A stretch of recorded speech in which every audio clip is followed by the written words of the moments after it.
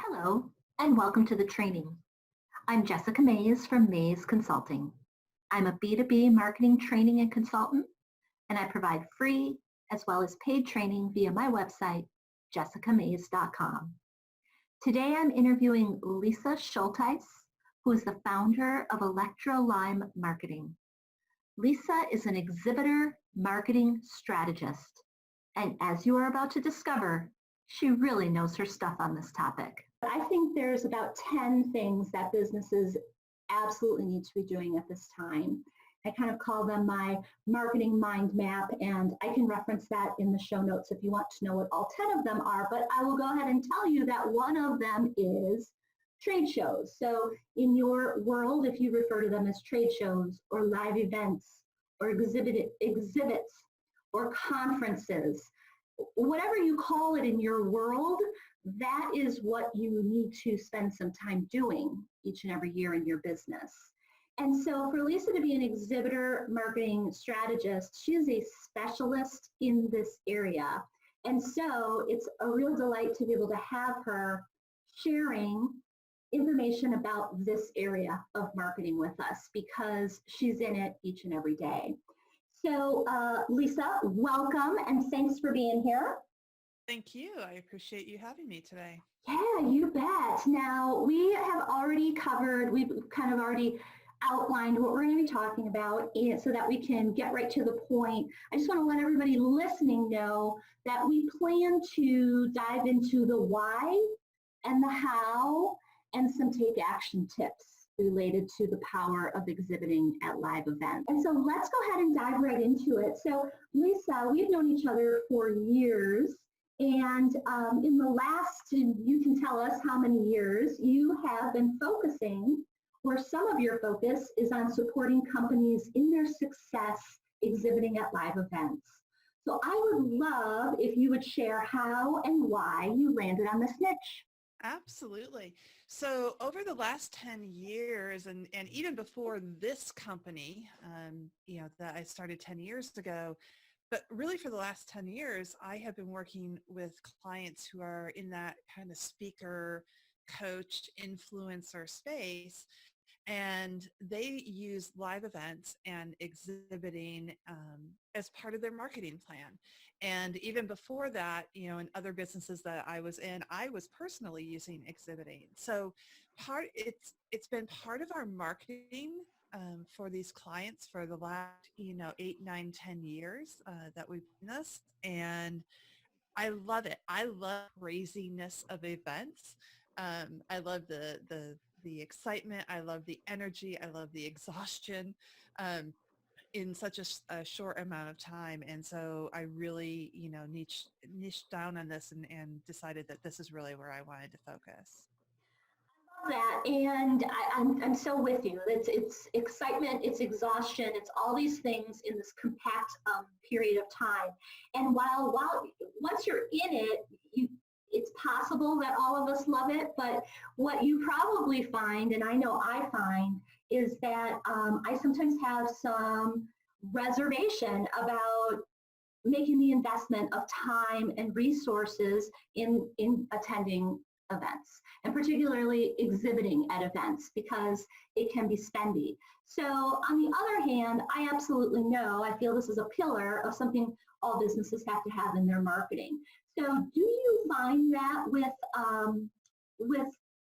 your clients and with people that you're considering as clients, that people come to the idea of events with certain reservation? Oh, absolutely. There's a lot of people that absolutely look at events and they dread them, right? They just, it's just one more thing they have to do. And it's really a matter of, when we're spending that money for, an exhibiting booth, for example, let's say it's a relatively inexpensive booth, which relatively inexpensive these days would be about $5,000. You're really spending about 3 times that amount when you start calculating in booth design, staff time, promo materials, all of those different elements. A $5,000 booth turns into a $15,000 booth that you now have to get a return on your investment for. And it's a lot of time, it's a lot of energy, and a lot of people dread it. But if you actually do things where you plan ahead of time and do things correctly, getting that return on investment or that ROI can be, relatively easy to do. And that's when they start getting fun, is because then you can start really working on engaging with people and building those relationships. And that's the fun part of exhibiting.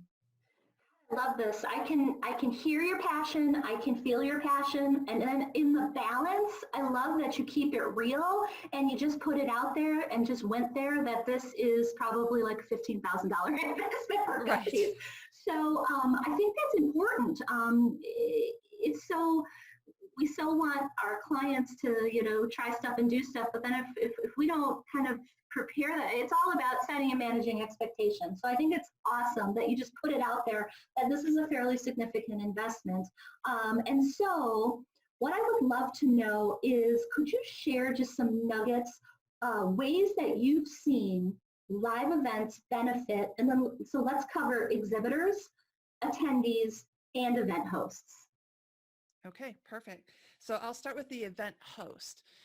For an event host, having a live event can be strategically business building, because it allows people to get exposure to either your brand or your person, depending on whether you're holding the event as a company or as an individual. So it allows that exposure to the brand or to the person, and it also helps to generate excitement. And, you and I were just talking a few minutes ago, Traffic and Conversion Summit is coming up.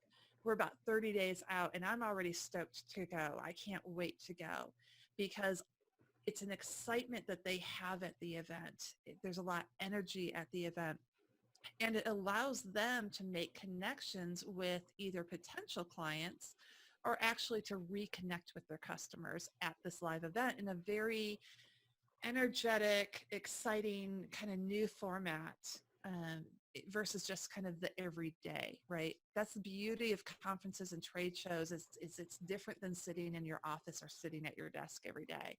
So for the event host, it can be a great way to really kind of build that rapport and generate that excitement about your brand or your persona. So for them, that's a great opportunity.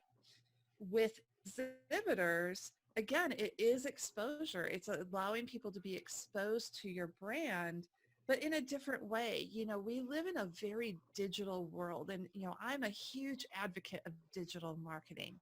But the beauty of events is that they allow you to take that live relationship in person and combine that with the digital marketing for the follow-up and things like that when you can't be face-to-face person. So it really allows for that exposure, but also that building of relationships and even starting relationships sometimes. So you can start a relationship with people who are potentially new leads for you, but then you can also build relationships with people that are either already exposed to your brand or clients that you already have. I go to a lot of events where my sole reason for going to the event is to actually meet with existing clients where I can have FaceTime with them, because I live in a very virtual world. So it really allows to have that FaceTime and either that relationship starting or that relationship branding or building, excuse me, if you actually do it correctly. And then last of all, for the attendees, one, it gets us out of the office, right, which is always fun.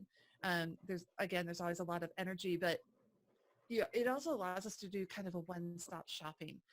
I attended an event in October in Vegas that I was actually looking for a specific e-learning software, and it was an e-learning commerce, 165 learning companies that I was able to sit there and walk through and talk to one of them about what I was looking for in an LMS solution. And it was a one-stop shop. Everybody was there. I could talk to everybody at the same time. And it made it that much easier for me as an attendee, the information that I needed versus taking probably months to talk to those same number of companies that I talked to in one day. That's So amazing. so there's a lot of opportunities for everybody. Exhibiting or exhibits and live events are really kind of a triple win. It's a win for the event host, it's a win for the exhibitors, and it's a win for the attendees as well. Totally. And what came through and what I hope everybody, if you didn't hear it, I'm going to point it out because I want you to latch on to this. Uh, there needs to be strategy around your time spent at an event, whether you're the exhibitor or you're the host or you're the attendee. There has to be a plan. Lisa was just talking about, her experience going to Vegas, and she had a plan that she's going to, vet these companies. And she also explained, the other example, when going to events, to specifically carve out time to face-to-face work on relationships. And so it's real clear to me that you don't just, sign up online and show up with your card table. I suppose they hopefully provide the card table, but show up with your flyers and your business cards and hope for the best. There has to be some planning that goes on in the back end. Yes? Absolutely. One of the biggest things and one of the reasons that people are so frustrated with exhibiting is I will have conversations with them, and so many people have kind of that magic wand theory, right? If I show up, the magic wand will, sprinkle fairy dust on the exhibit booth, and the leads and sales will just, come rushing in. And it's not true. I mean, you have to have a very specific plan, not only as to why you're exhibiting, but what your goal of the exhibit is, right? It might be to sell product. It might be just to generate new leads. It might be to meet with existing customers, right? Every event is different. And then also to just know really what that journey is. We all have a sales pipeline or a customer journey that our customers go through. And if we know that we want to, sell X number of products, or we want to schedule X number of demos if we're a SaaS company, then we need to know, okay, this is how many we need. We need this many qualified leads. What makes a qualified lead? How many appointments do we have to set? Of those appointments that we've set, how many of those do we actually have to hold? And of the appointments that we hold, how many of those are going to have to convert into a sale? So all of those numbers need to be, determined by starting with your goal and working backwards to know exactly why you're walking in that door, or it's going to be a waste of your time and your money. Wow, this is absolutely amazing. So knowing what you must cringe sometimes when you, I mean, you have a plan and you're busy working your plan, but there's so many people out there that just wing it, just buy a ticket and show up, or someone gave them a ticket, or they bought a booth and there's no plan. I mean, this is just, this is such an this is like it'd be like panning like a gold mine. It's like a potential gold mine as long as you've got a strategy around this. Absolutely. People will walk up to me and we'll start talking about it, and they'll say, you know what, exhibiting at events doesn't work. And I'll turn around and look at them and say, no, you just are not working the exhibiting at your event. Yeah. And they just kind of look at you like either they get it and they want to have that conversation and say, okay, then tell me what I'm doing wrong. Or not even necessarily what I'm doing wrong, but what am I missing, right? What's that one piece that I need to add in? Or they just turn around and leave and look at me like I'm crazy, which is fine as well. But, it's really, you have to have that goal, and you have to know who you need to talk to. So many booths I've seen people that, put your business card in the fishbowl for the iPad drawing, right? Or to win the free car, or to win whatever element it's going to be to win. And qualified leads, those are just people who are putting their business card in the fishbowl to get the iPad, right? Yeah. So you really need to know, who is it that you want to talk to, and then what really makes them a qualified lead or a qualified sale. I've been in booths with clients where we're working the booth and their salespeople are trying to sell to anybody, and we've actually had to return sales because the person that they sold to wasn't the right fit. So then you're incurring even more costs, right, in terms of time and credit card fees and all of those other things. So you really, really have to know why you're there, what your goal is, and then what really makes a qualified contact for you. Wow, this is awesome. So with all of that in mind, we're definitely going to have people listening who are working the trade show circuit and are looking for ways to make the experience more fruitful. And then we're also going to be looking at there will be people listening who will be new to this world, and they don't know where to start. So some tips would be awesome. And just for the sake of time, let's start with, give me one absolute do this and one absolute don't do this. And since we're talking about the power of exhibiting, let's do those tips from the exhibitor's standpoint. All right. So from the exhibitor standpoint, one absolute don't do this would be, and that list is huge, by the way, we could spend hours on it, but the one absolute one that I will tell you is do not sit behind your table. Get out in front of it so that you can actually engage with people. There's so many times that I see people behind the table on their cell phone, totally, I don't know why they're there. I've also seen people fall asleep in their booth. That's also a do not. So you get two there, but you definitely want to be able to engage with people. So do not hide behind that table. Even for introverts like me, do not hide behind that table. Yeah, so you bring up a good point. I feel the same. I want to hide under the table. I know, right? So, under the tablecloth. Yeah.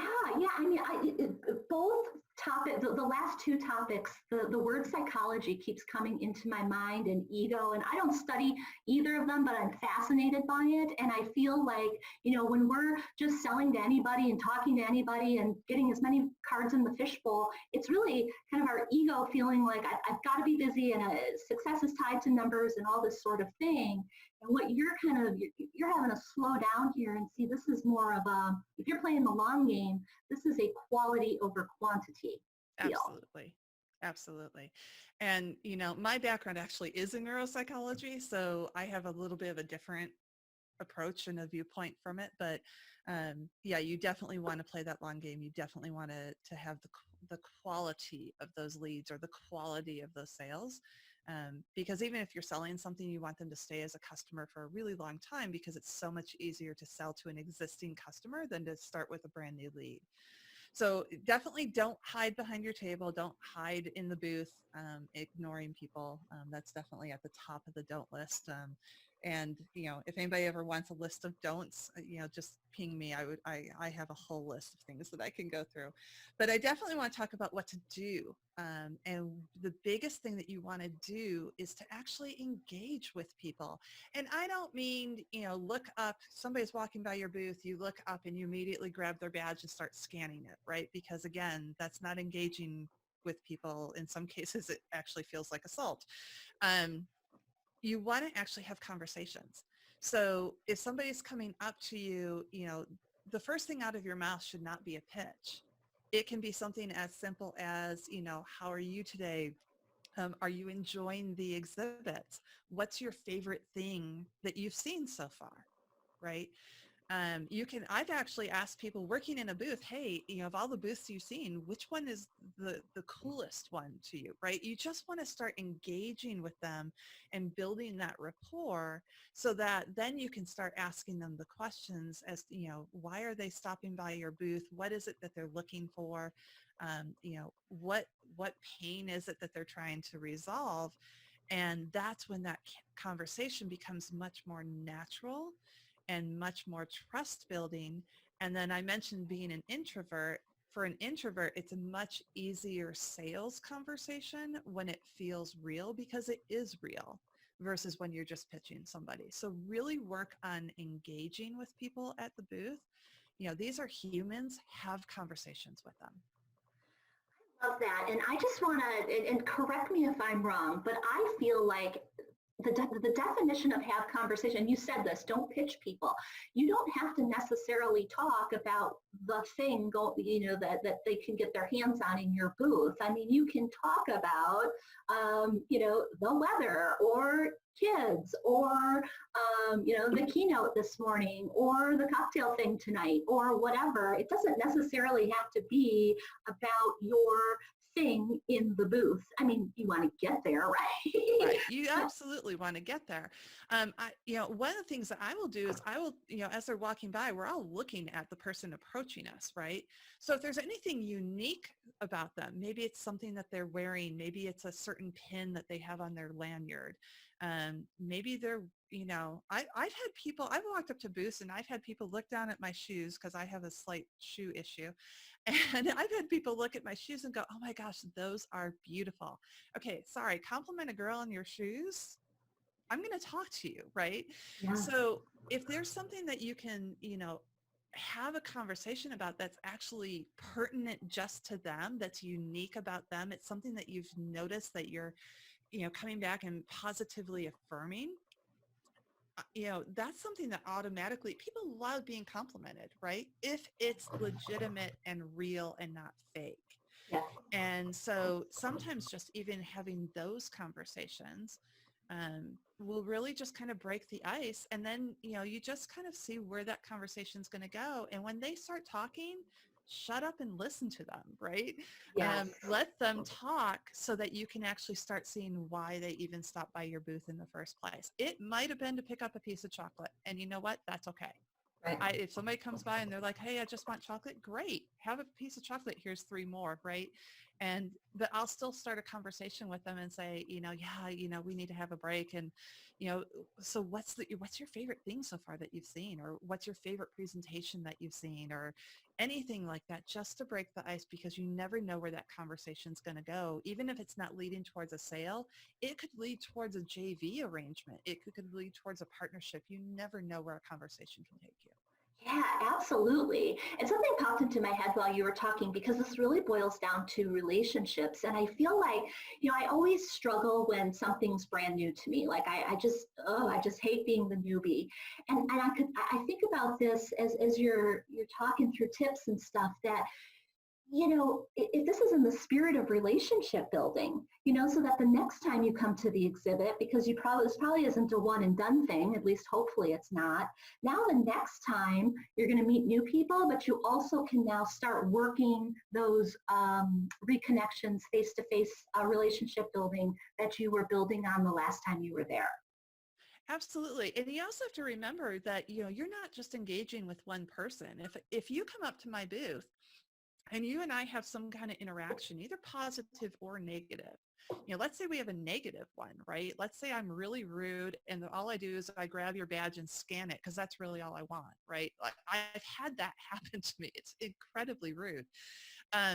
You're going to leave my booth and then have a conversation with somebody else and be like, oh my gosh, you won't believe what happened, right? So now your negative experience with me is going to be exponentially larger because you're going to share things as to what happened in our experience, in our engagement. And so that can happen negative, it can happen positive. So just remember that anything that happens at your booth is beyond that one person.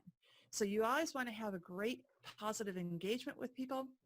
And you want to provide people with an experience. Let them experience your brand, whether that is demoing software, whether that is arranging, scheduling an appointment for you to do a 15-minute website audit, whatever that is, let them experience your brand and experience your customer service.